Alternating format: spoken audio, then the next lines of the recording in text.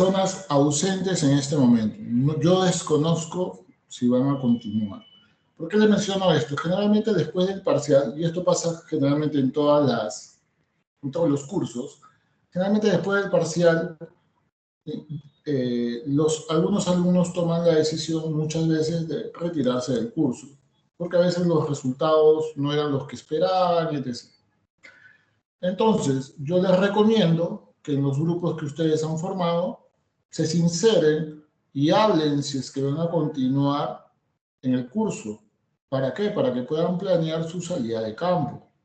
Recuerden que tienen que ir a campo todos juntos. Recuerden que tienen que mostrar evidencias. El trabajo es en el campo. Tienen que ir todos juntos al campo, a trabajar. ¿Está bien? Entonces, si hay personas aquí que están de repente pensando retirarse, sean sinceras con sus compañeros, ¿no? Porque no lo vas a tener ahí que sí, que sí, que sí, y al final nunca van al campo esperando de repente la respuesta del compañero. ¿Está bien? Entonces, en sus grupos les recomiendo que sinceren esa situación. ¿Está bien? Segundo, también con miras al trabajo. Dentro de su grupo puede haber personas que no estén colaborando. Es decir, que cuando se han pedido las opciones, nunca mandaron sus opciones, nunca hablan dentro del grupo, no mencionan nada, etc. etc. Entonces, ¿qué es lo que va a suceder? Si ustedes tienen personas así dentro de su grupo, acá van a suceder dos cosas.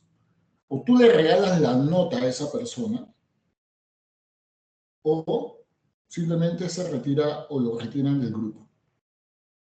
¿Por qué?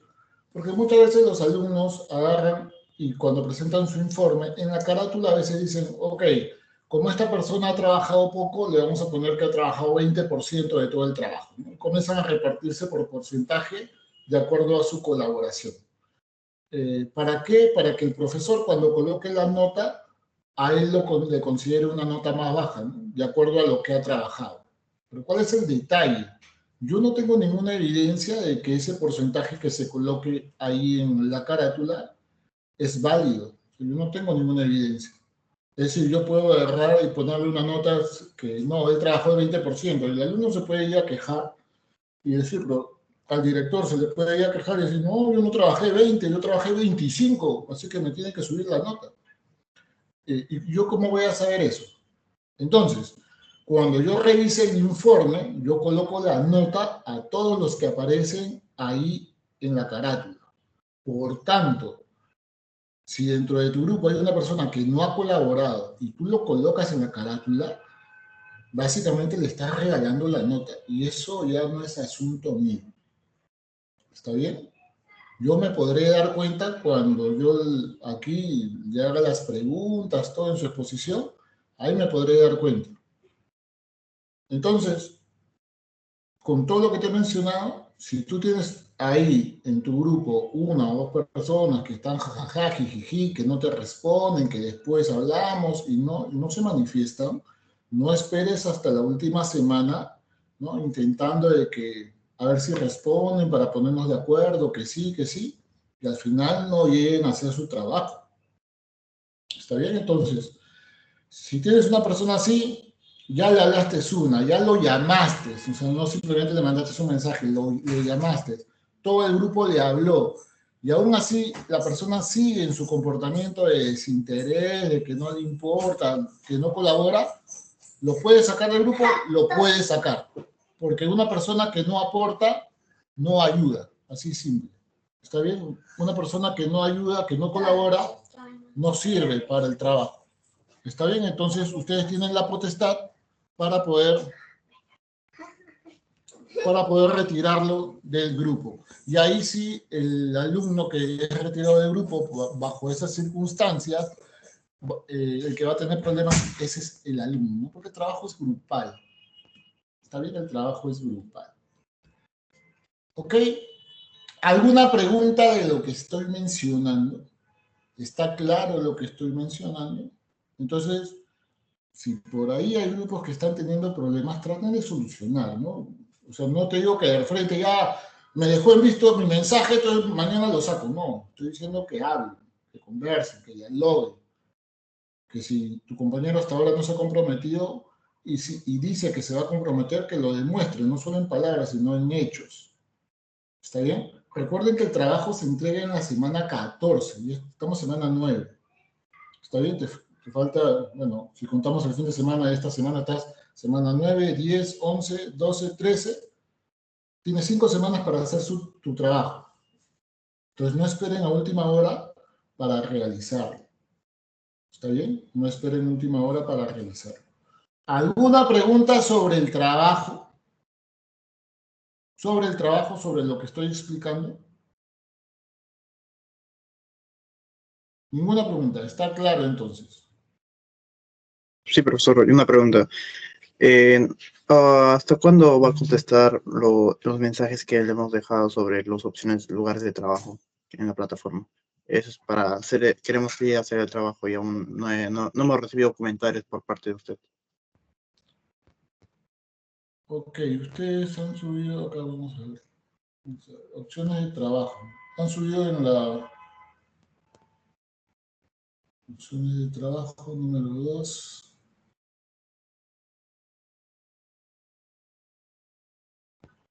Dos grupos han subido. Ok. No.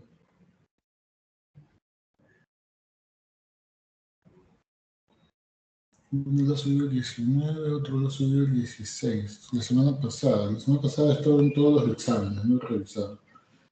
Siguen con Marcahuasi, no queda en La Molina. Cerro Las Cruzadas, solamente dos opciones.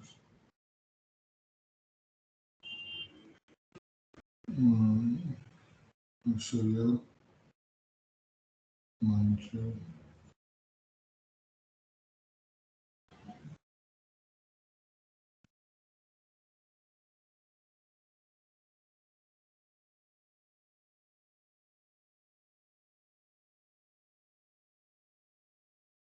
Acá me han mandado diciéndome que han encontrado dos opciones. La mayoría no son de Lima, no conocemos, vivimos solos, están contando toda una historia complicada. Ok, como les decía en otra sección, si no son de Lima, ¿por qué por qué no buscan en la zona donde ustedes conocen? O sea, no sé, en ningún momento, cuando yo les he dejado el trabajo, yo les he dicho que busquen un lugar en todo Perú, ¿no? O sea, yo no les he dicho que busquen acá en Lima. Bueno, si ustedes se quieren centrar aquí en Lima, es cosa de ustedes. ¿Está bien? Entonces yo les dije que busquen en todo. Y si alguno es de otro lugar que no sea Lima, de repente en su zona, en su barrio, hay lugar tranquilo. Llévate a tu grupo ahí, dales un tapete ahí que duerman por una noche, no les va a pasar nada. Y hacen su trabajo ahí en una zona que ustedes conocen. O sea, el que me digan que no conocemos, profesor, sí, pero o sea, no partan de lo que no pueden, partan de lo que pueden. O sea, no conocen Lima, ya, no conocen Lima. ¿Qué lugar conocen? Deben conocer algún lugar. ¿Conocen ahí donde viven? Ok. ¿Por qué no van ahí? ¿Por qué no conversan sobre ello? Entonces, soluciones, no problemas. Soluciones. ¿Está bien? Soluciones. Entonces, analicen eso. Ya yo voy a revisar esto. Ahorita no lo voy a revisar porque tendría que entrar a los enlaces que me han mandado a verificar. Lo voy a revisar y les voy a contestar. Okay. ¿Alguna otra cosa sobre el trabajo? Ok, entonces, sobre el trabajo, está claro todo lo que les he mencionado. Ahora van a hacer un trabajo que les voy a mandar y que lo van a tener que presentar en la semana 11. Este trabajo que les voy a mandar es parte del trabajo final. Es parte. ¿Qué es lo que van a tener que hacer? Para aquellos que ya tienen definida su zona de trabajo y para aquellos que van a definir, ¿está bien? ¿Qué es lo que tienen que hacer? Van a tener que buscar la geología del lugar a donde van a ir a trabajar. La geología regional. ¿Qué significa la geología regional, profesor? Te lo pongo de esta manera. Es como que en donde tú vives, imagínate, no sé, entonces dónde vivirán, ¿no? En donde tú vives, ese lugar donde tú vives, tus cuatro paredes, imagínate que es tu zona de trabajo. Esa es tu zona de trabajo. Pero tu barrio o tu distrito, que es una área mucho más grande, mucho más amplia, sería tu zona regional. Entonces, lo que tú tienes que hacer es buscar la geología regional de una área mucho mayor a tu zona de trabajo. ¿Para qué? Para saber la geología de ese lugar. Específicamente, ¿qué cosa tengo que saber? Los tipos de roca que hay, que se encuentran en ese lugar, las diferentes estructuras geológicas que se pueden encontrar en dicho lugar. Esto, ¿en qué te va a ayudar? Te va a ayudar a saber cuál es el contexto geológico de la zona donde tú vas a ir a trabajar. ¿Para qué? Para que cuando comiences a hacer tu interpretación, no alucines tanto ni divagues tanto, sino que sea algo bastante real. Por ejemplo, yo analizo mi zona y encuentro que es una zona en un contexto de rocas volcánicas, por ejemplo. Rocas volcánicas porque hay todo un trabajo geológico de los volcanes. Entonces, yo cuando voy a ver mis rocas digo, ah, no, son rocas sedimentarias. Entonces, tú dices, rocas sedimentarias con ambiente volcánico, como que algo que no cuadra, ¿no? ¿Me dejo entender? Hay algo que no, entonces de repente lo que estoy creyendo que es, no es. Entonces ahí tendría que poner un poquito más de énfasis, chequear un poco más algunas otras características, etc. Está bien, entonces yo de todas maneras le voy a mandar esos detalles a través de un mensaje. Ese trabajo va a ser grupal, eso van a ser una infografía, para que vean que hay que seleccionar bien la información, una infografía de máximo 2 hojas, ¿está bien? Y eso es lo que lo van a subir de acá a 2 semanas. Eso va a ser el trabajo que va a ser parte de todo el trabajo que van a entregar en la semana 13. No, semana 14, perdón. En la semana 14 entregan su informe. ¿Está bien? Entonces, les voy a mandar un mensaje detallando lo que van a hacer, porque de repente aquí algunos me están escuchando, otros están viendo cualquier otra cosa en sus computadoras, porque se ven que están en otras pantallas, y otros de repente están en otra cosa porque están con sus cámaras apagadas. Entonces, de todas maneras, lo voy a enviar para que quede constancia del trabajo que se va a realizar. No haya ningún error en lo que se diga. Sí les voy a pedir que sigan las indicaciones que se les dé. ¿Está bien? Las indicaciones se les da por algo. Es para que las sigan, no es para incumplirlas. ¿De acuerdo? Muy bien, habiendo explicado eso, otro punto que quería comentarles es sobre los cuestionarios. Quedan 4 cuestionarios y por favor eso sí apúntenlo. Va a haber cuestionario en la semana número 10, semana 11, 12 y semana 14. ¿Está bien? Están faltando 4 cuestionarios. Que está semana 10, semana 11, semana 12 y semana 14. ¿Está bien? Y ahí cierran los cuestionarios. Entonces, siempre oportunamente revisen la información. Como han visto en el examen, mucha información es de lo que ustedes revisan en el aula virtual porque es parte de la evaluación. Muy bien. Habiendo explicado ello, dime, Anthony, te escucho. Profesor, una pregunta. Para esta semana 9 dejó un cuestionario. No, en esta segunda etapa solamente son los cuestionarios que he mencionado. Semana 10, 11, 12 y 14. Ok, gracias. Ok. Arturo, ¿quieres comentar algo sobre lo que hemos hablado? Sí, profesor. Referente al trabajo que se va a entregar en la semana 14, le envié Sí. algunos correos y también le escribí vía aula virtual, porque bueno, referente al grupo, no me he unido al grupo número 1, le he enviado ya unos correos, así como también los lugares del trabajo lo hemos entregado vía enlace y también se lo he estado escribiendo, ¿no? No sé si lo ha podido ver o si tiene conocimiento de ello. Me has mandado correos. A ver, vamos a chequear.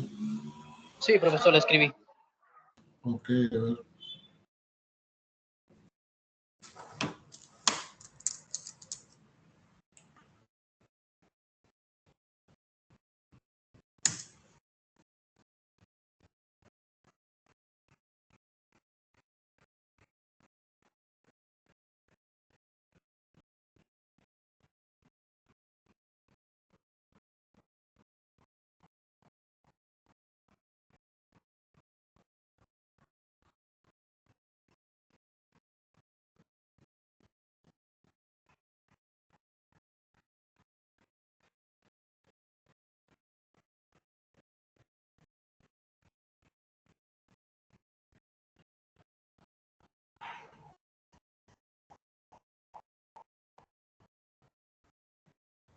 ¿Y por qué tú te estás cambiando de grupo? Si tú me comentaste que tenías un grupo. Sí, profesor, le comento, ese día se supone que yo pertenecía a un grupo, pero dijeron que el grupo estaba lleno y que no pertenecía a él. Entonces, usted ese día me dio la viabilidad de poder reincorporarme a otro grupo y poder trabajar, ¿no? Y he estado trabajando con el grupo número 1 y bueno, ya tenemos un lugar, le hemos enviado los archivos por el enlace que usted colocó en el aula virtual. ¿Y ya se solucionó el problema que me comentaste anteriormente? Sí, ya se solucionó, me he unido al grupo número 1. Ah, ok, ya, Sí, listo. profesor. Muchas gracias más bien por la salvedad que me brindó. Ok, ya, lo chequeo. Ok,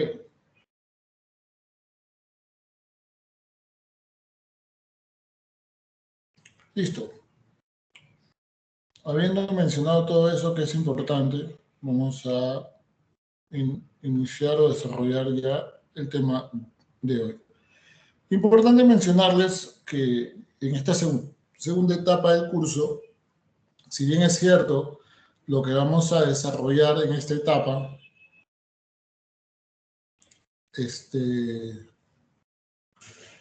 o mejor dicho, lo que va a ser evaluado en esta segunda etapa, o sea, lo que va a ser evaluado en el examen final, va a ser solamente lo que comencemos a desarrollar desde esta semana 9. ¿Está bien? Lo que desarrollemos desde la semana 9 hacia adelante. No implica, ojo, no implica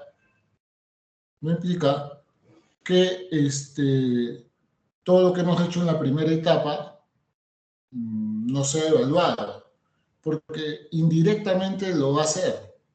Porque toda la primera etapa que hemos desarrollado, donde hemos hablado de las placas tectónicas, los tipos de roca, las estructuras geológicas, proyecciones estereográficas, todo eso lo vamos a ir tocando tema por tema, porque todo lo que les he explicado en la primera etapa es relevante para poder desarrollar, comprender todo lo que vamos a desarrollar en esta segunda etapa. Por eso digo, directamente no va a haber una pregunta sobre magmatismo, pero tienes que entender qué es lo que se genera y todas las características que hemos explicado. ¿De acuerdo? Entonces, para aquellos que de repente hay temas ahí que todavía están un poco débiles, les recomiendo revisar, ¿no? El tema de proyecciones estereográficas, que en la TV1, la mayoría cuando he entregado, la mayoría ha sacado la nota correspondiente. Sin embargo, cuando yo he puesto los ejercicios en el examen, a muchos los he visto pensando mucho tiempo para dar la respuesta. Y algunos han errado. Entonces yo me pregunto, pero si hicieron en su trabajo TV, de la TV1, ¿por qué no respondieron acá que era algo un poco más sencillo? Bueno, entonces si todavía por ahí hay dudas de eso, deberían revisar, reforzar en todo caso esos conceptos. ¿De acuerdo? Eso para tenerlo claro. Muy bien, entonces vamos a iniciar sobre los movimientos de terreno superficial, también llamados procesos de remoción de masa o también llamados procesos gravitatorios. Como quieran llamarlo, la cosa es que es una masa que se mueve. ¿Está bien? Entonces, estos procesos gravitacionales van a ser una etapa consecutiva del proceso de intemperismo. ¿Qué característica tiene el proceso de intemperismo?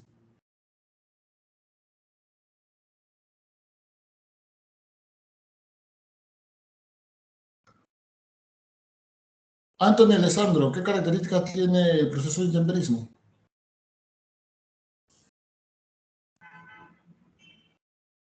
Profesor, no recuerdo muy bien. Ok, gracias. Diego Alonso, ¿qué características tiene el proceso de intemperismo?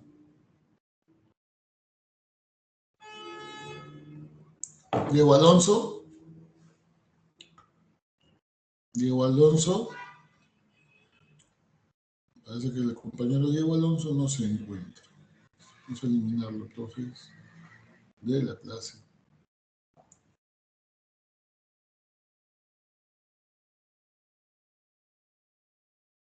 Percy y Juliano, ¿qué nos puedes comentar tú? ¿Qué características tiene el proceso de intemperismo?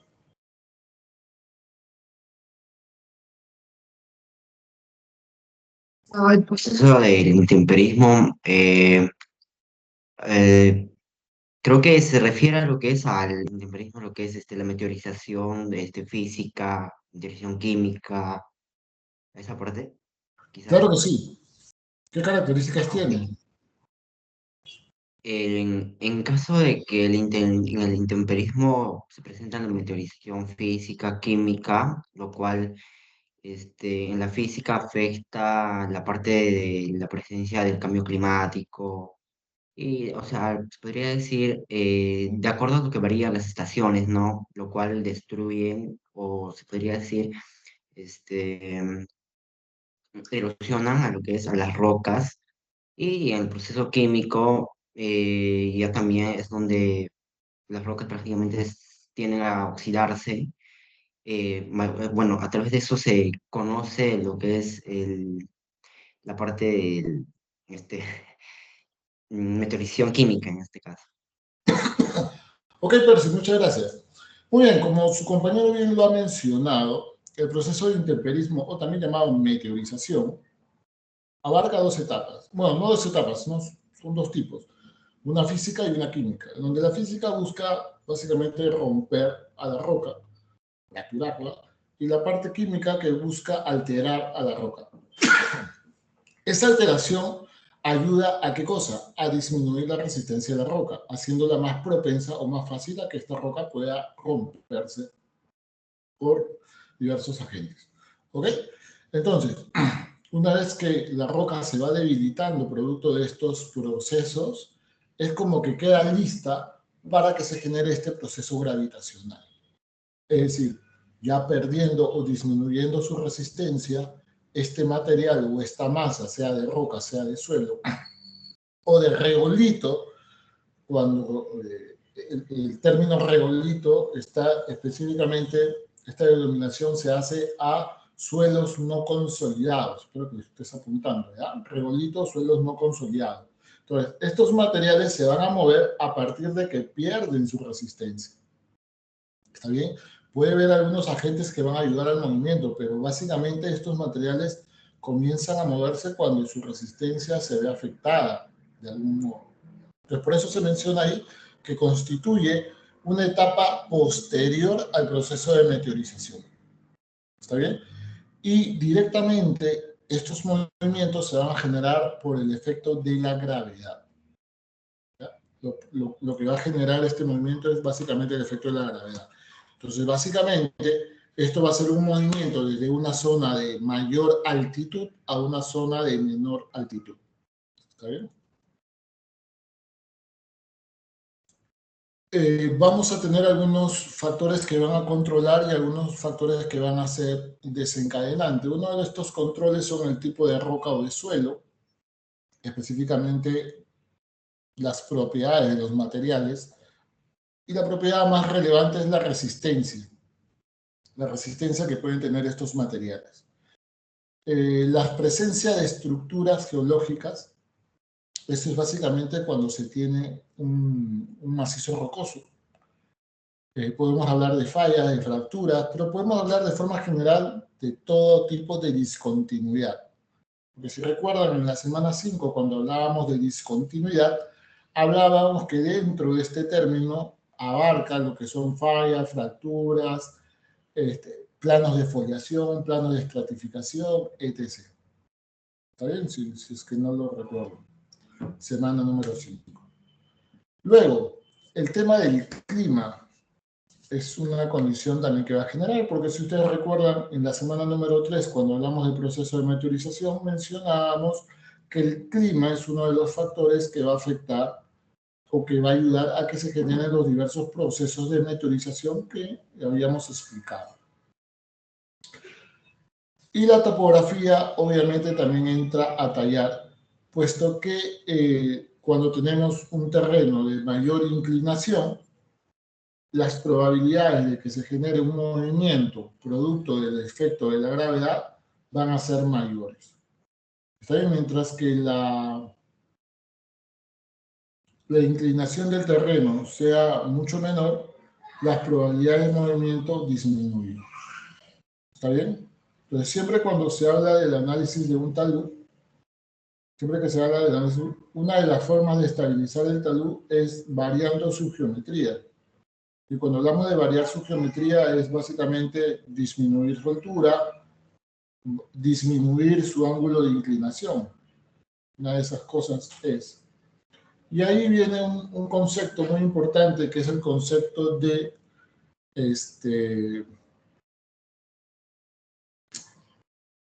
el concepto de ángulo de reposo. ¿Qué es el ángulo de reposo?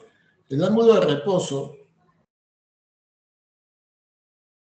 reposo es un ángulo por el cual, por debajo de este ángulo, el material no desliza o no se mueve.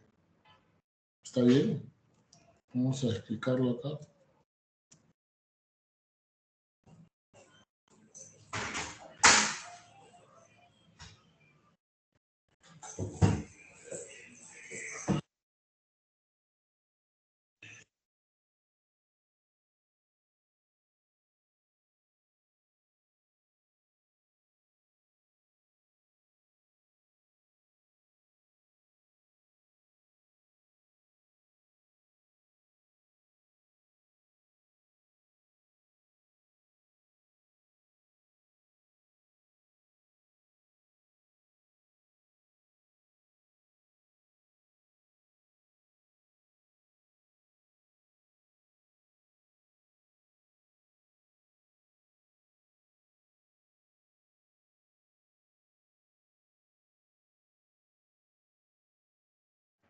Su audio está apagado, profesor.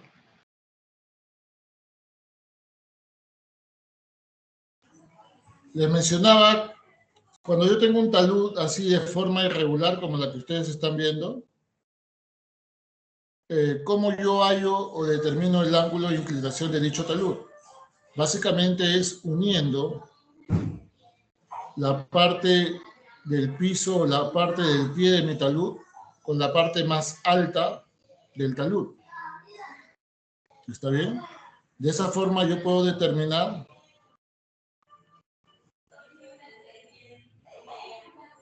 el ángulo de inclinación de dicho talud. ¿De acuerdo? Ahora, imaginemos que esto tiene este ángulo de talud.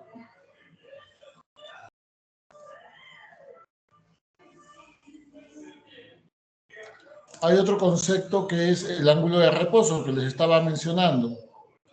Este ángulo de reposo es un ángulo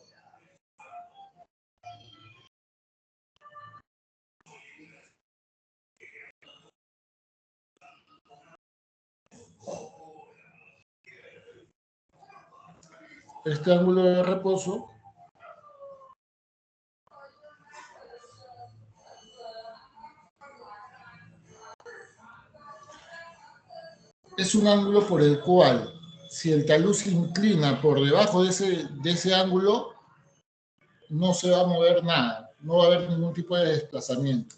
Entonces, alguien podría pensar, profesor, entonces, cuando tengo un problema de estabilidad, simplemente corto el talud hasta su ángulo de reposo y se acabó, solucionó el problema. Claro, eso podría ser una solución. Sin embargo, hacer el corte de toda esta cantidad de material que ustedes observan por acá, o sea, imagínense que yo voy a cortar, ok, tengo que cortar todo este material que está acá. Cortar todo este material muchas veces no es dable, o es mucho material para poder hacer eso. ¿Está bien? Entonces, No funciona con que simplemente lo corto y se acabó.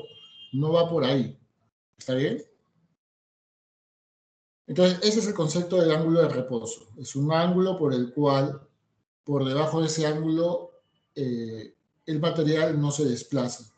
Ahora, este valor no es un valor constante, es decir, no es un mismo valor para todos los materiales. Va a depender de cada tipo de material, sea suelo, sea roca, va a depender de ello. ¿Se entendió la idea? ¿Alguna pregunta? Ok, no hay pregunta por parte de los estudiantes. Ok, entonces,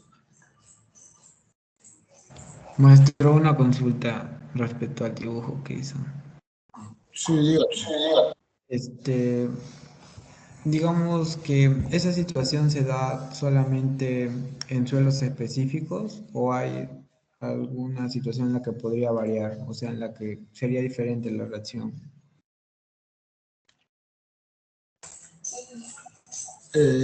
¿A qué te refieres exactamente? ¿Al ángulo de reposo?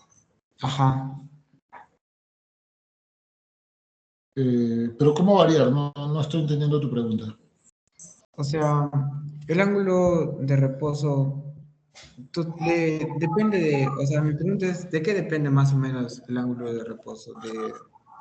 ¿Del lugar o de donde se esté tomando el punto?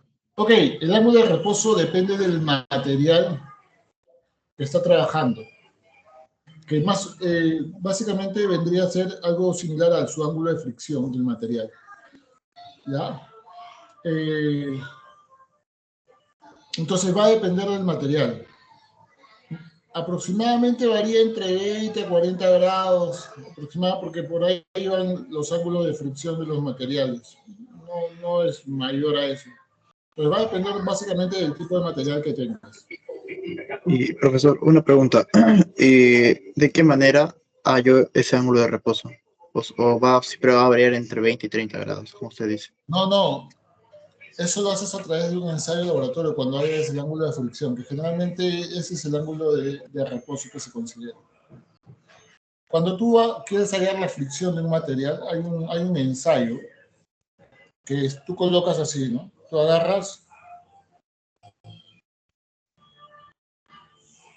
colocas un bloque, en caso de las rocas, por ejemplo, colocas un bloque y colocas otro bloque encima.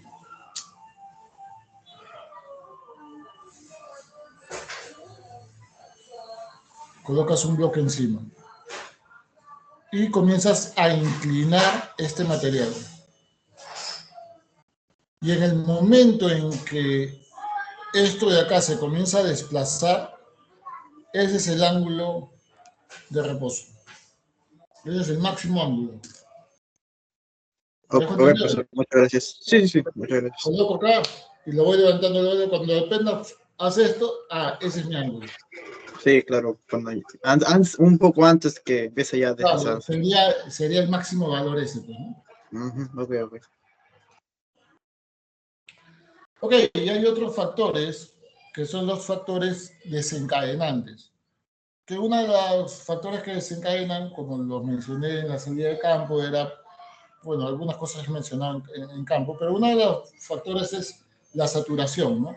Saturación del suelo, porque recuerden que cuando el suelo se satura, va a disminuir la resistencia del material. ¿Está bien? Lo otro es los movimientos sísmicos. Los movimientos sísmicos te van a generar fuerzas horizontales y verticales que, sumado a las fuerzas que ya actúan en tu terreno, van a contribuir a que se pueda generar el movimiento de estas masas de material. El exceso de inclinación del terreno, es decir, cuando ya se los había explicado, cuando la inclinación del terreno natural o el corte que yo haya hecho es demasiado inclinado, de tal manera que desestabilizo el talud, o la inclinación natural es tan alta que las probabilidades de que se genere un movimiento es bastante alta. ¿Está bien? Y la eliminación de vegetación también es un factor desencadenante. ¿Por qué la eliminación de vegetación? ¿Alguien tiene una idea de por qué eliminar la vegetación de un terreno inclinado puede ser perjudicial? Profesor, es porque las raíces hacen que la tierra se mantenga en su lugar. Ok, ok, sí. Como habíamos estudiado, habíamos hablado un poco de las raíces en la semana número 7. Profesor, también puede Sí. ser porque impiden la erosión de la superficie del terreno. Ok, exacto. Impiden la erosión del terreno. ¿Qué otra cosa? Han mencionado que ayudan a estabilizar. Las raíces pueden servir como anclaje. Ok, sirven como anclaje. ¿Qué otra cosa?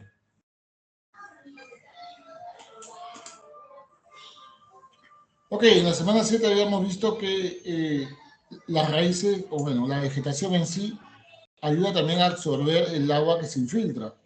Entonces, en algunos casos va a ayudar a que el suelo no se sature, o en todo caso, sí, pues no se sature, ¿no?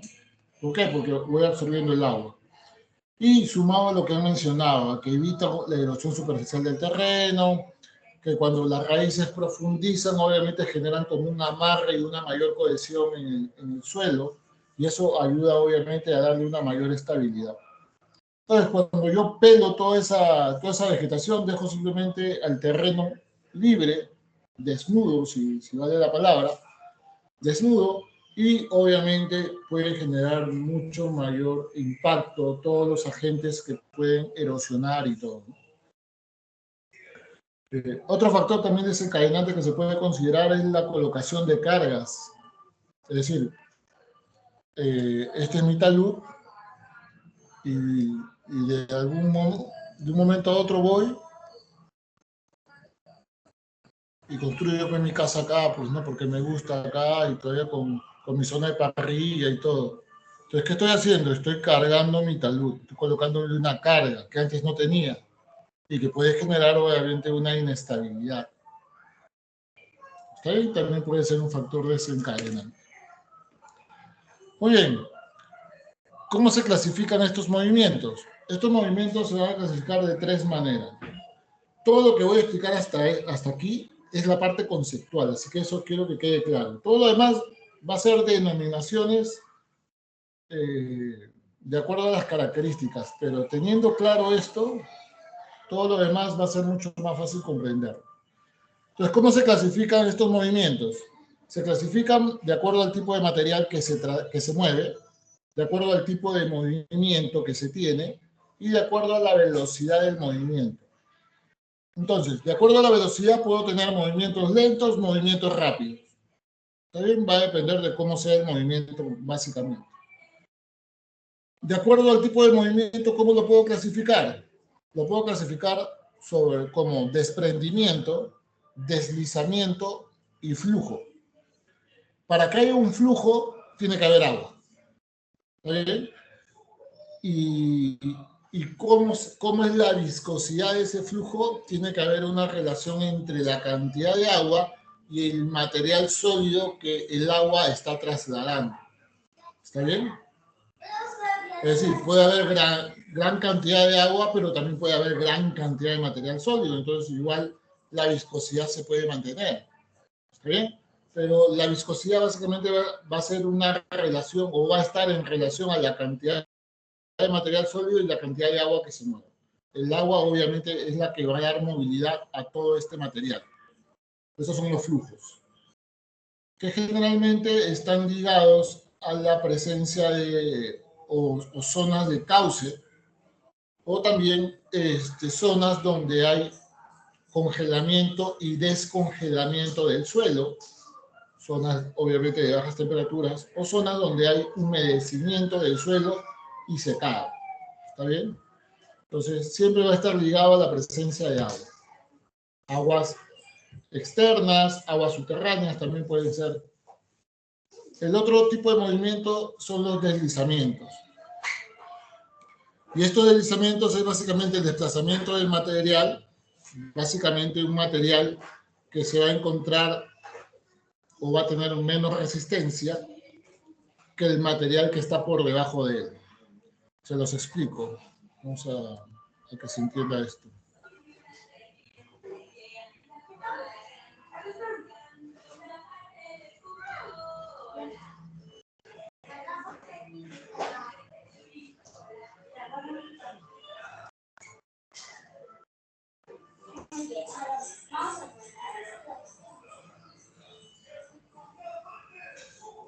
Imaginemos que esa es mi ladera. Hemos dicho que la meteorización, ¿cómo afecta al terreno? O sea, ¿cómo se da la meteorización? Desde la parte externa hacia la parte interna. ¿Recuerdan que se los mencioné en su oportunidad? Siempre la meteorización va a ser desde la parte externa hacia la parte interna del material. ¿Está bien? Entonces, ¿qué quiere decir? Que la parte externa siempre va a ser la más afectada. Y es por eso que cuando llegamos a campo, ustedes veían que el material más meteorizado, que era lo que estaba expuesto, era lo que paraba cayendo. Todo el otro material se quedaba ahí, o sea, no salía toda una gran masa, ¿no? Entonces, basados en eso, la meteorización o el material que esté más expuesto va a estar mucho más débil, más meteorizado, erosionado, etc. Por tanto, este material, al perder resistencia, puede generar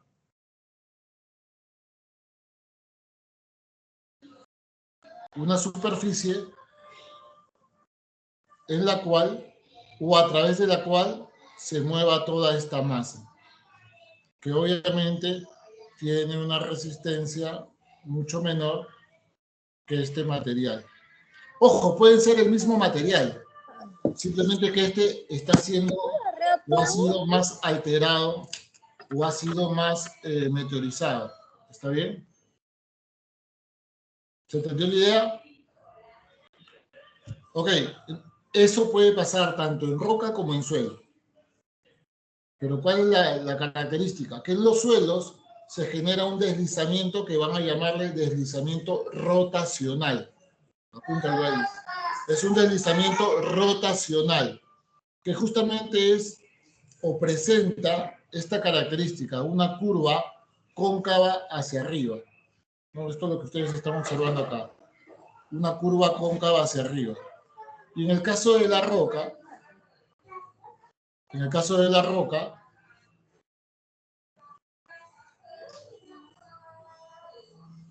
la roca se va a mover a través de sus diferentes estructuras que va a presentar.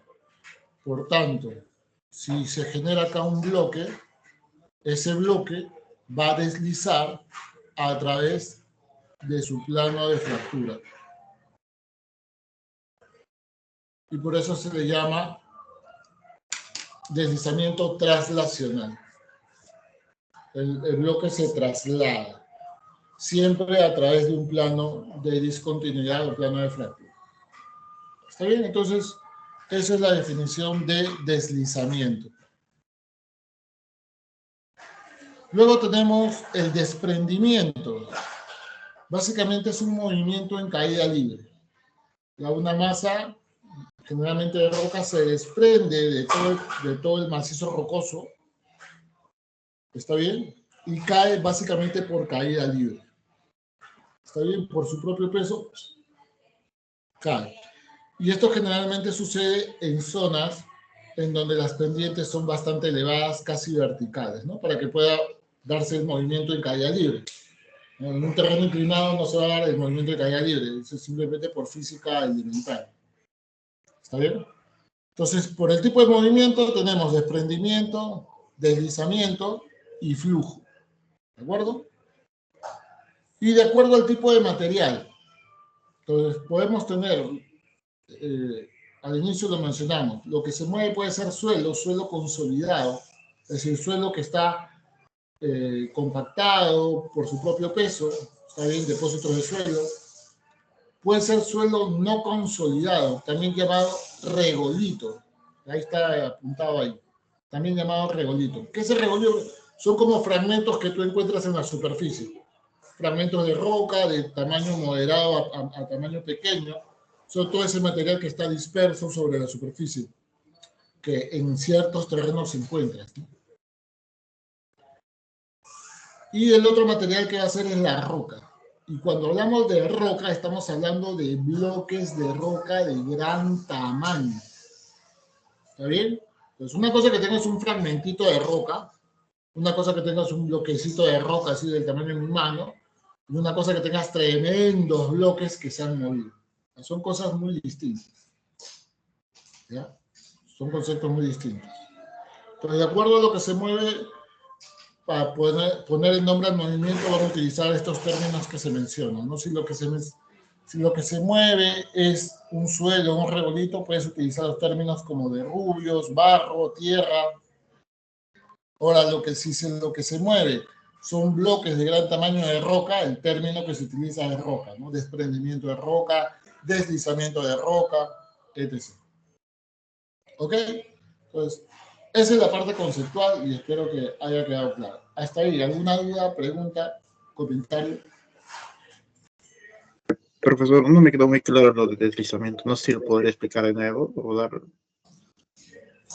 Sí, el deslizamiento les decía que se da de un material más débil o menos resistente sobre un material más fuerte o de mayor resistencia. ¿Y por qué se da esto? O sea, si todo esto de acá es un mismo material, es un mismo suelo, por ejemplo, o todo esto es un mismo tipo de roca, ¿por qué este material es más débil que este? Porque hemos dicho que el proceso de meteorización se da siempre de afuera hacia adentro. Así se da el proceso de meteorización. Por tanto, la parte más externa va a sufrir una mayor alteración, una mayor modificación, etc., haciendo que su resistencia o haciendo que el material se vaya debilitando hasta el punto en que puede desestabilizarse y moverse. Igual sucede con la roca. Pero en el caso particular de la roca, y eso lo explicamos en la semana 5, el movimiento o el comportamiento mecánico de la roca depende mucho de las discontinuidades que posean. Entonces, por ejemplo, esta discontinuidad, si es una discontinuidad lisa, obviamente las condiciones van a ser bastante favorables para que deslice el material. Pero si es una discontinuidad bastante rugosa, por lo menos le va a generar una fuerza de fricción que va a tratar de impedir, es decir, el movimiento no va a ser tan fácil. Si esta discontinuidad está abierta, o sea, no hay contacto, obviamente va a ser mucho más fácil. Si esa discontinuidad tiene un relleno de arcilla, por ejemplo, también va a ser mucho más fácil que eso se mueva. Entonces, las características de las discontinuidades van a tener un efecto bastante importante al momento de generarse cualquier tipo de movimiento sobre una roca. Ya eso tenerlo en cuenta. Pero igual, aquí la roca simplemente se desprende y desliza a través de un material de roca mucho más estable. Así de simple. ¿Sí se entendió ahora? ¿Está mucho más clara la idea? ¿Sí? Ok.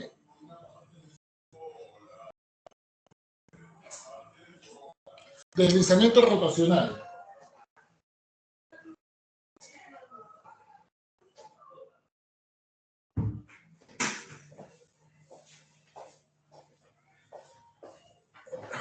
Deslizamiento rotacional. El deslizamiento rotacional, como ustedes están observando, tiene una característica bastante peculiar, que es esta superficie cóncava hacia arriba. ¿Ya? Este movimiento se va a dar, o todo el material que está por encima se va a mover como una sola unidad, como una gran masa. ¿Está bien? Y al momento de moverse va a dejar estas escarpas que ustedes están observando acá. Estas escarpas se van a observar al momento de moverse. Entonces, esto es característico de estos movimientos. Y este movimiento es algo de lento a moderado. ¿Está bien? Y por ser de lento a moderado y por tener esta curva, ojo, esta curva como que le hace, o sea, no hace que vaya directo, sino que hace que haga esto, ¿no? Y esta curva casi al final le quita velocidad. Por eso es algo lento y por tanto no tiene mucho desplazamiento. ¿Está bien? No tiene mucho desplazamiento. Y este tipo de movimiento se da principalmente en suelos. Ahí habla de una masa de roca, pero cuando hablamos de masa de roca estamos hablando de una roca que presenta un alto grado de fracturamiento. ¿Qué quiere decir esto, profesor?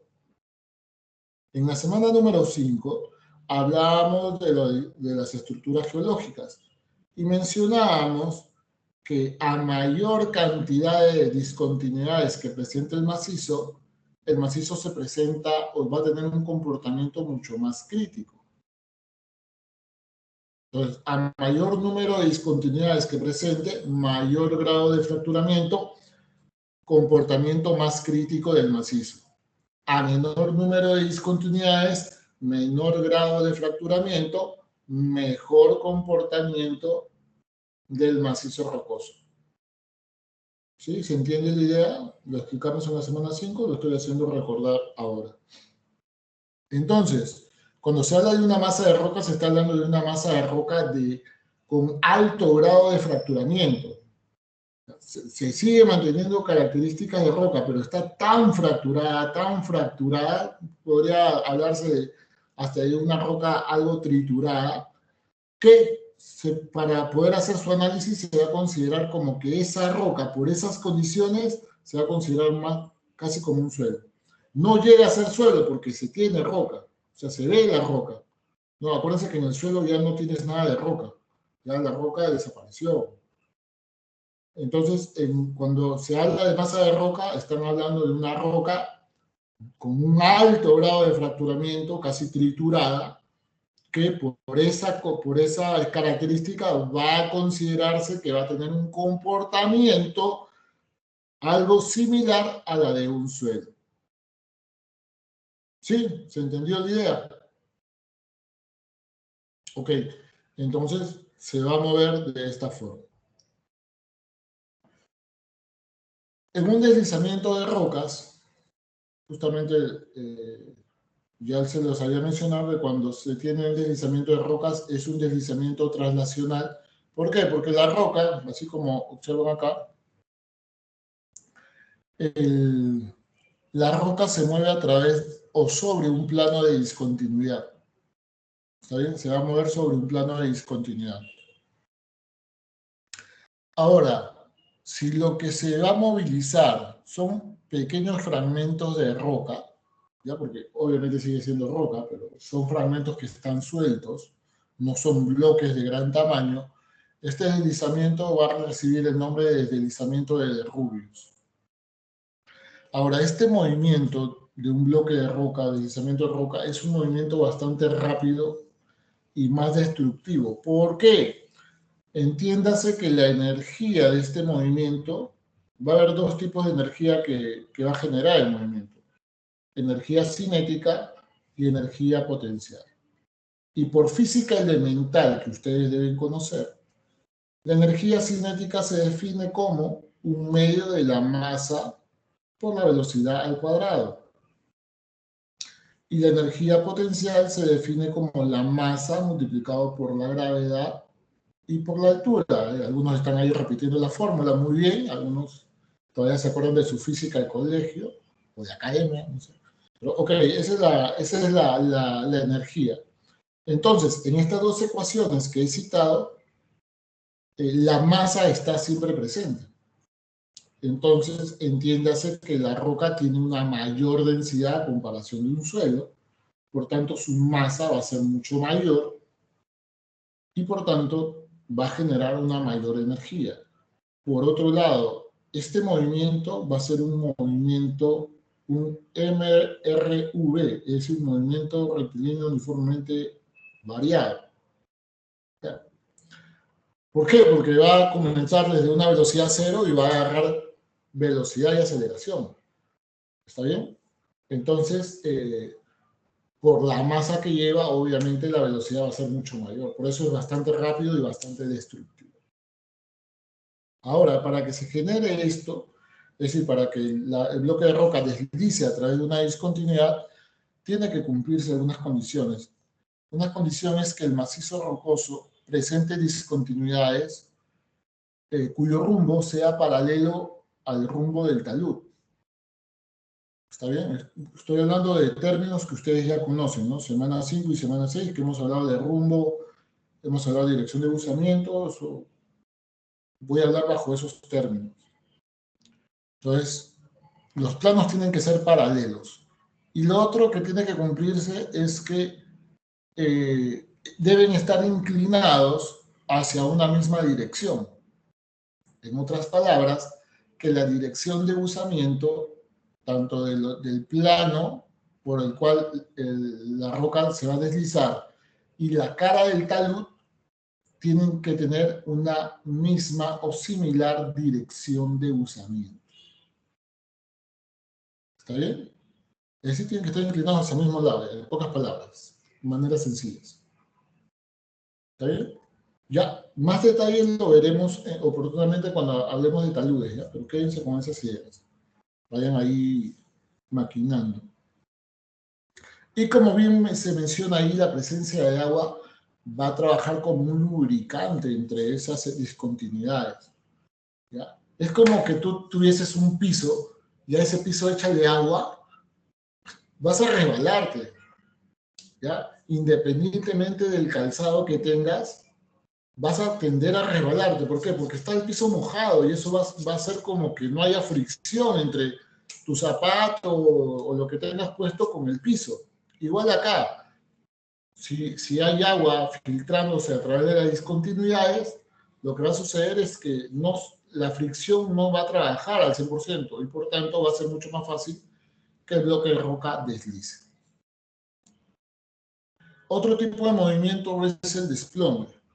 El desplome se va a dar a través de un proceso, que es el proceso de socavamiento.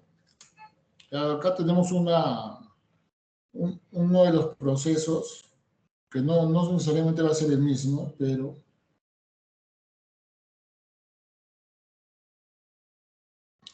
tengo este acantilado. En este acantilado estas aguas están chocando con el acantilado y están erosionando la parte baja de este acantilado. Como van erosionando, van socavando la base de este acantilado, hasta llegar a un punto en que el peso de todo esto de acá ya no tiene una base donde apoyarse. Por tanto, el peso lo vence y simplemente se desploma. ¿Ok? Eso también puede pasar en un talud. Es decir, yo tengo mi talud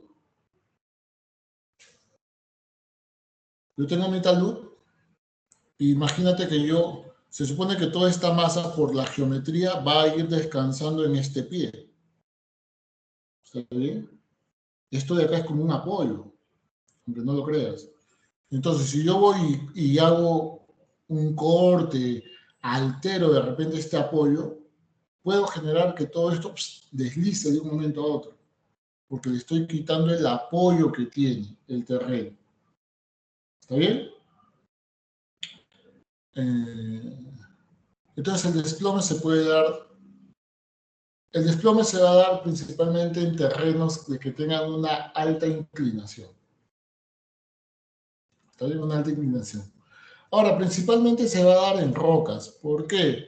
Porque si esto fuese suelo, como el suelo tiene una menor resistencia que la roca, si esto se va erosionando al toque, esto va a ir deslizando y cayendo, ¿no?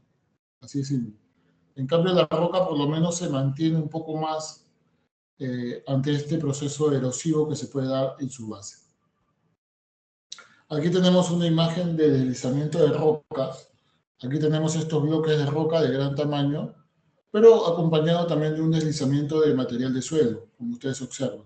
Profesor, ¿cuál sería la diferencia? Mira los tamaños de los bloques de roca que están saliendo. Esto no se considera suelo ni de broma. Esto sí, por el tamaño de los materiales. ¿Está bien?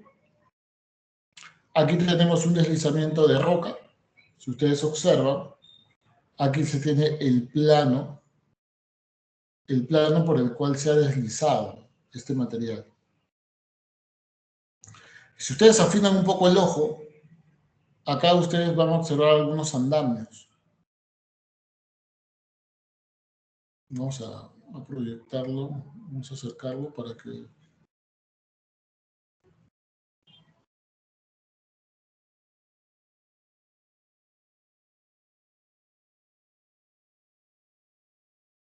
Acá ustedes observan unos andamios. ¿Está bien? Entonces, para que vean el tamaño del bloque que ha deslizado. Imagínate, para que haya unos andamios. Tú construyes unos andamios cuando estás con una altura por encima de los 2 metros. Entonces, esto tiene mucho más que 2 metros. Es un tremendo bloque que deslizó, afectando a estas viviendas que están acá abajo, ¿no? Todo esto deslizó por ese sector, a través de este plano. Ahora, ¿qué hacer? Porque a ustedes como ingenieros civiles ya, ustedes comprenden el movimiento todavía. ¿Y ahora qué hago? ¿No? Porque yo tengo que construir. O de repente mi proyecto está debajo de esa condición. ¿Qué hago?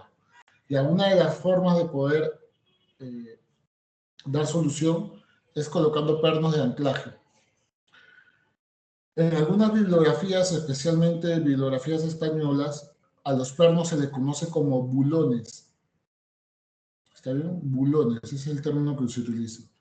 Pero son pernos de anclaje. ¿Cuál es la función del perno? Como su nombre lo dice, es anclar. Es decir, estos bloques de roca que yo tengo sueltos los quiero anclar hacia la zona más estable. Volviendo al criterio de la meteorización, hemos dicho que la meteorización empieza de afuera hacia adentro. Entonces quiere decir que aquí, en esta zona de acá, voy a encontrar a la roca más estable, menos alterada, menos fracturada. ¿Está bien? Entonces yo quiero anclar estos bloques hacia este sector. Entonces de eso depende también la longitud del perno que yo coloque. Hay diferentes tipos de pernos. Hay diferentes tipos de pernos. Entonces todo eso va a depender de las características del terreno que yo quiero estabilizar. Por otro lado, la longitud es muy importante, porque si yo coloco un perno muy pequeño, por ejemplo como esto, ¿qué es lo que puede suceder? Que esto se mueve,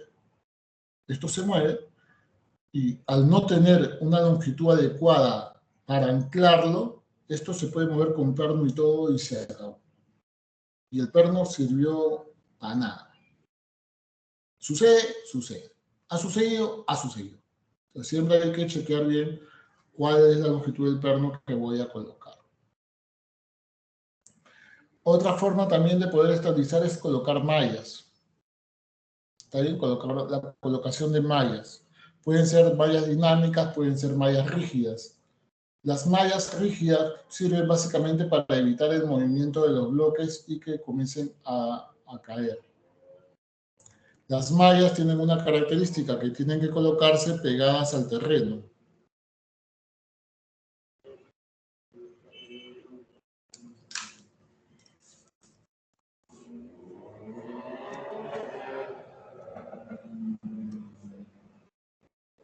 Es decir, si tú tienes tu terreno de esta manera y tú quieres colocar tu malla, tú tendrías que pegar bien tu malla hacia este terreno. Y estas mallas van a ir ancladas con pernos. Ya tienen que ir ancladas con pernos. Entonces, aquí lo que está trabajando en un primer momento son los pernos. La malla no está trabajando. La malla va a comenzar a trabajar cuando estos bloques que se hayan generado en el macizo rocoso, por ejemplo este bloque, comience o tienda a moverse. Como la malla está pegada, va a evitar ese movimiento. ¿Ya? Pero a pesar de eso, el bloque se mueve, la malla la está reteniendo. Entonces, por eso, esas mallas tienen que colocarse lo más pegada posible al terreno.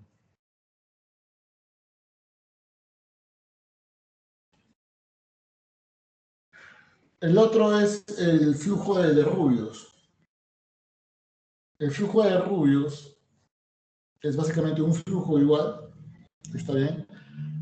Que va a ser básicamente, un movimiento, se va a catalogar como un movimiento bastante rápido, en donde lo que se va a mover va a ser un suelo y puede ser también regolito, con una gran cantidad de agua, obviamente.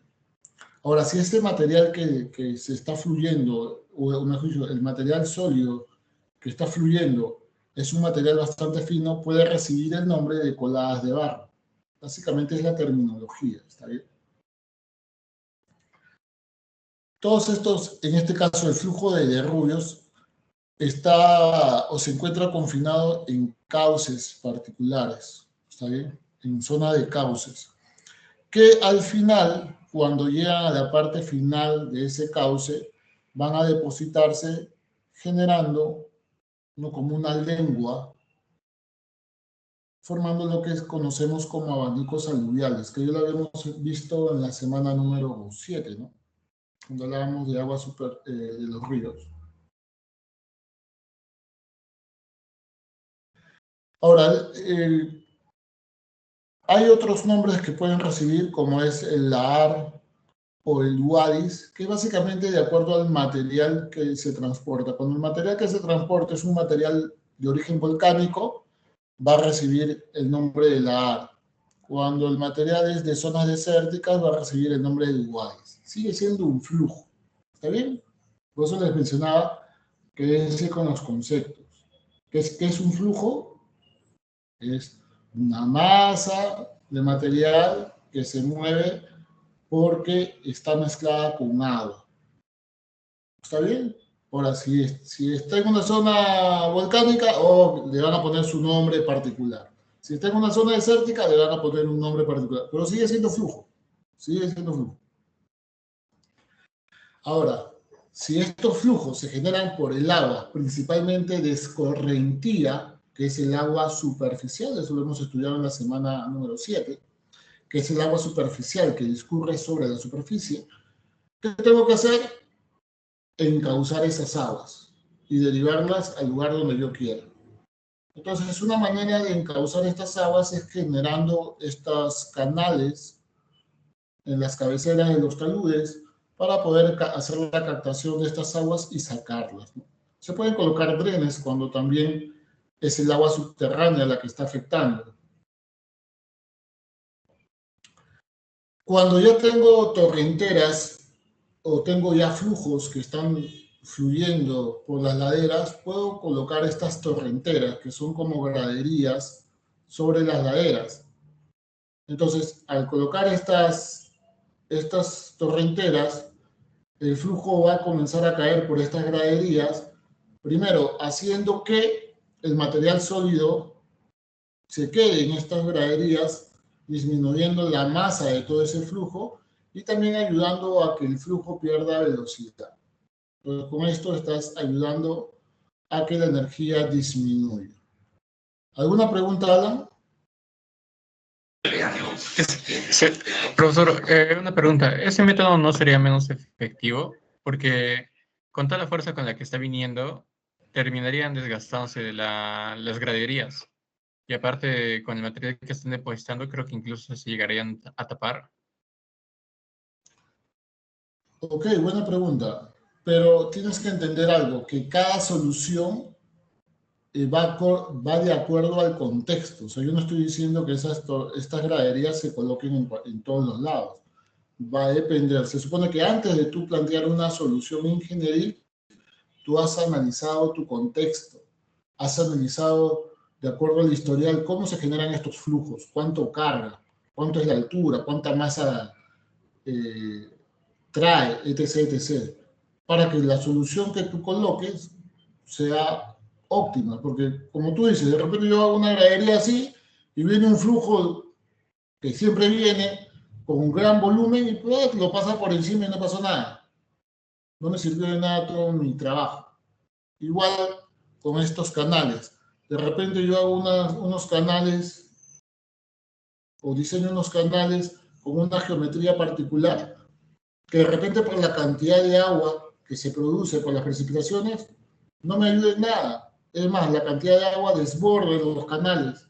Entonces, todo va de acuerdo a las características de tu contexto. ¿Está bien? Ok. Y otros trabajos, por ejemplo, es cuando estos flujos pasan o atraviesan alguna vía, tú tienes que generar alcantarillas, ¿no? ¿Para qué? Para que el flujo pase por debajo de estas vías y no dañe tu construcción. Otro tipo de flujos es el flujo de tierra. Este flujo de tierra se va a dar en zonas húmedas o en zonas donde se genere abundante precipitación o se genere un deshielo. Es decir, cuando se genera el deshielo, la zona superior se va a saturar y va a deslizar por debajo del material que aún se encuentra congelado o que va a presentar mayor rigidez.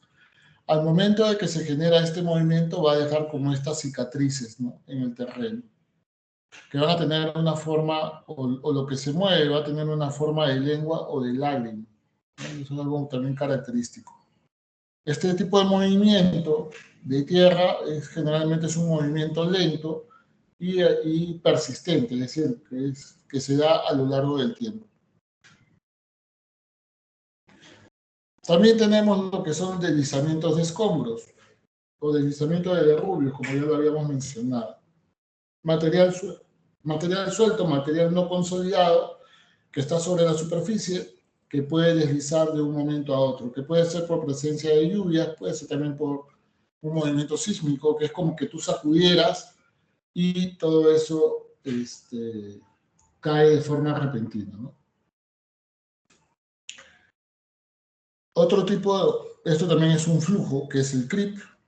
Este creep es también un movimiento lento y persistente que se da y que muchas veces no puede ser reconocido por la lentitud en la que se da. Básicamente también está generado por procesos de congelación o de deshielo, es decir, este material que se va a comenzar a mover, que está por encima, va a tener mayor contenido de agua y se va a comportar como un flujo, ¿no? Pero un flujo bastante viscoso porque se va a mover lentamente. Ahora, una forma de poder reconocer es a través de algunas características que uno puede observar en el terreno, ¿no? Por ejemplo, si tengo árboles, de repente esos árboles se están inclinando o se están encorvando. Si tengo alguna cerca, de repente también estoy viendo la deformación de esa cerca o la deformación del muro. O si tengo aquí algunas piedras alineadas, el desalineamiento de esas piedras también me puede marcar. Pero si yo no tuviese nada, o sea, yo no tengo nada, ¿cómo podría yo darme cuenta? Te puedes dar cuenta de la siguiente manera. Te voy a hacer como una analogía, ¿eh? Cuando alguien quiere saber tu ubicación, ¿qué cosa utiliza? Utiliza el GPS. ¿Está bien? El GPS de tu celular. Entonces, si tu flaca, tu gordo, quieres saber dónde estás, te dice, mándame tu ubicación. Para aquellos que son medios tóxicos, ¿no? Mándame tu ubicación, que quiero saber dónde andas. Entonces tú le mandas tu ubicación y él rápidamente, o ella rápidamente sabe dónde andas. Y si te mueves, sabe por dónde te estás moviendo. ¿Cómo sabe eso? Porque tu celular está mandando la ubicación, exactamente está mandando las coordenadas. ¿Está bien? Eso es básico. Esto igual. Yo coloco un punto acá, le tomo sus coordenadas hoy, mañana regreso, le vuelvo a tomar sus coordenadas y voy a ver cuánto se ha movido. Si veo que las coordenadas varían, obviamente, eso se está moviendo. Ahora, también, gracias a ese movimiento, puedo determinar también la velocidad, porque si yo hago una medición diaria, voy a tener el tiempo, que sería 24 horas, y voy a tener la distancia que se mueve. Por tanto, tengo velocidad de movimiento. Y puedo averiguar o puedo también indagar si esa velocidad está aumentando en el tiempo. Y eso me puede ayudar a determinar un posible movimiento o un posible deslizamiento. Porque esto es lento, pero puede llegar a un punto en que agarra aceleración y se va. ¿Saben? Entonces, una de las formas es haciendo un control topográfico. ¿Está bien? Lo más básico, ¿no? Ya en otras cosas le puedes colocar sensores y todo. Pero lo más básico es a través de un seguimiento de coordenadas. Bueno, acá tenemos una imagen de lo que es el creep.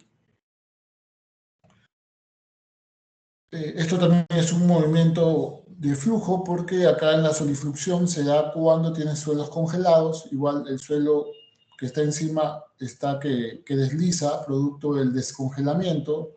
Esto se descongela, el terreno por encima se satura y comienza a moverse lentamente sobre un terreno mucho más rígido. Ok, deslizamiento de tierra, que pueden ser deslizamientos rápidos. ¿Está bien? Y para todos deslizamientos de suelo, muchas veces, o deslizamientos de tierra que podemos tener, una de las formas de poder solucionar o de remediar son a través de muros, diferentes tipos de muros, muros de contención, muros flexibles, etc. ¿Está bien? Ahora, no hay que mezclar soluciones. Una cosa es para roca y una cosa es para el suelo. ¿Está bien? Son cosas muy distintas, porque cada uno va a tener un comportamiento diferente. Tenemos otro tipo de movimientos como los aludes, que es básicamente una masa de hielo que se mueve. Y esto generalmente se origina producto de un movimiento sísmico. ¿Cómo ayudar a que la luz pierda energía? A través de estas barreras dinámicas que se pueden colocar en las laderas, o estos puentes de nieve que ayudan a disipar también toda la energía del talud, ¿no? Es como si fuesen esos ojos de gato que hay en las pistas, ¿no? Para disminuir la velocidad del carro, algo parecido. Movimientos complejos básicamente vendrían a ser una combinación de los movimientos. Uno de ellos podría ser los huaicos. Los huaicos es un flujo. ¿Ya? El término huaico es peruano, es un término en quechua, ¿ya? Pero básicamente es un flujo. El huaico es un flujo. Ya un flujo de mayor volumen o con mayor magnitud se le llama aluvión. Algunas formas de remediar estos flujos son, por ejemplo, colocando estas barreras, ¿no? Con estos pequeños drenes, es decir, toda la masa o todo el flujo llega, choca con todo esto, y por esos drenes solamente va a pasar el agua o parte del agua, ¿no? Discurriendo hacia la zona más baja, ¿no? Otra forma es colocando estas barreras dinámicas por las quebradas por donde pasan estos flujos, ayudando a que el material sólido se retenga, ¿no? Entonces, estas barreras dinámicas funcionan como si fuesen la malla de un arco de fútbol. Cuando meten gol, la malla del arco se estira, ¿no? Amortigua la potencia del balón. Igual acá, acuérdense que el flujo viene a gran velocidad y a gran energía, entonces al chocar con esa malla, la malla va a tratar de amortiguar en algo toda esa fuerza, ¿no? Se va a elongar, pero luego ya vuelve a su posición, ¿no? Reteniendo gran parte del material sólido. Aquí tenemos una imagen de los diferentes movimientos, acá el movimiento de flujo, el movimiento de toppling, o también llamado vuelco, que se da en las rocas, deslizamiento de suelo, característico esta curvatura, deslizamiento de roca a través de un plano de discontinuidad, el creep, que lo acabamos de mencionar, el desprendimiento o caída de roca, como quieran llamarlo. Aquí tenemos otras imágenes, tenemos el creep, básicamente es un flujo, el deslizamiento, igual, superficie cóncava hacia arriba, se ven acá las diferentes escarpas que se dan producto de este movimiento, flujo, donde se ve también esta lengua al final del flujo, ¿no?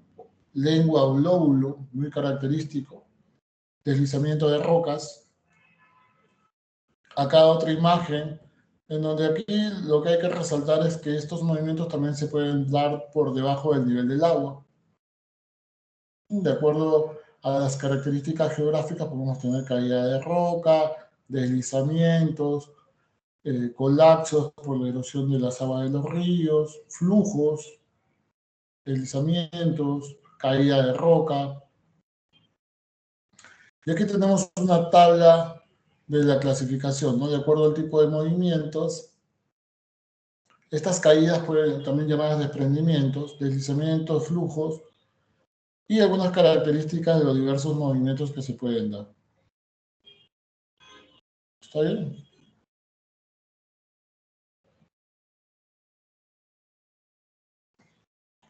¿Alguna pregunta?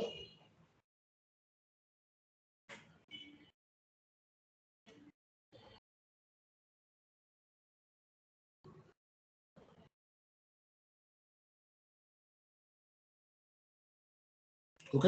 No hay pregunta por parte de los estudiantes. Entonces, esto sería el desarrollo de esta sesión. Como han visto, conforme he ido desarrollando, he ido mencionando cosas que ya hemos visto anteriormente. Semana 5, semana 3, ¿no? etc. Semana 7. Entonces, como les volví a repetir, en esta segunda etapa, la evaluación final, en todo caso, va a ser de todo lo que desarrollemos desde la semana 9 hacia adelante. Sin embargo, no quita que los conceptos, los primeros conceptos que hemos visto, no los recordemos. Entonces, para aquellos que todavía de repente hay que reforzar algunas cosas, por favor hacerlo, para que tengan una mejor comprensión, se les haga mucho más fácil el entendimiento. ¿Está bien? Y recuerden lo de los cuestionarios, ¿no? Semana 10, 11, 12 y semana 14. ¿Está bien? Nos quedan 4 cuestionarios, así que ahí anótenlo para que no se les pase. Muy bien, entonces me comprometo en mandarles lo del trabajo que van a hacer. ¿Está bien? Y revisar los lugares que me han enviado algunos grupos. ¿Está bien? Listo. Si no hay pregunta por parte de los estudiantes, eso sería de parte mía. Y ya nos estaríamos encontrando la próxima semana. ¿Ok? Que tengan buenas noches, buen fin de semana. Chao, chao.